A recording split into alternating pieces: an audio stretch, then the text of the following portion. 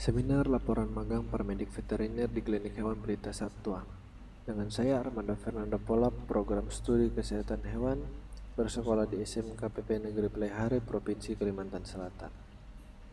Latar belakang, kesehatan hewan peliharaan adalah suatu hal yang penting, sebab mengobati penyakit tersebut membutuhkan biaya yang lebih besar.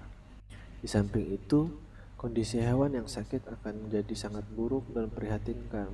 Maka diperlukan suatu cara bagi pemilik untuk mengetahui jenis penyakit dan bagaimana pengobatannya. Waktu dan tempat. Kegiatan magang paramedik veteriner dilaksanakan pada tanggal 3 November 2020 sampai dengan tanggal 18 Desember 2020 yang bertempat di Klinik Hewan Pelita Satwa, Banjarbaru, Kalimantan Selatan. Ada beberapa tujuan, yaitu tujuan umum dan khusus. Yang pertama, magang bertujuan meningkatkan kompetensi siswa-siswi di bidang kesehatan hewan dan mempunyai jiwa semangat berwirausaha di bidang kesehatan hewan. Dan tujuan khusus untuk melatih siswa melakukan kegiatan paramedik veteriner di unit usaha atau industri yang berhasil dalam mengelola usahanya. Kegiatan klinik. Yang pertama adalah FUS atau Flu TD. Feline Urologic Syndrome atau FUS yang dikenal juga dengan Feline Lower Urinary Tract Disease atau Flu TD merupakan masalah kesehatan yang sering terjadi pada kucing jantan. Masalah kesehatan ini mengganggu vesika urinary atau VU dan uretra kucing. Gangguan pada uretra terjadi disebabkan oleh struktur uretra kucing jantan yang berbentuk seperti tabung, memiliki bagian yang menyempit sehingga sering menimbulkan penyumbatan urin dari VU keluar tubuh. Selanjutnya adalah skabies. Gejala awal dari penyakit kulit terkadang tidak begitu terlihat dan begitu mengganggu. Oleh karena itu, terkadang kucing pun terlihat baik-baik saja sehingga pemilik tidak begitu peduli. Penularan dapat terjadi dari hewan satu ke hewan lainnya yang rentan melalui investasi stadium larva, nimfe, atau dewasa. Masa inkubasi bervariasi dari 2 minggu hingga 6 minggu, tergantung jumlah tungau yang menginfeksi dan lokasi. Selanjutnya adalah otitis.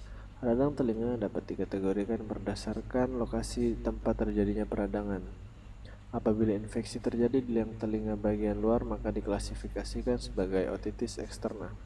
Sedangkan apabila infeksi terjadi di liang telinga bagian tengah, maka diklasifikasikan sebagai otitis media, yang biasanya disebabkan oleh robeknya gendang telinga yang disertai infeksi. Apabila terjadi pada liang telinga bagian dalam, maka diklasifikasikan sebagai otitis interna.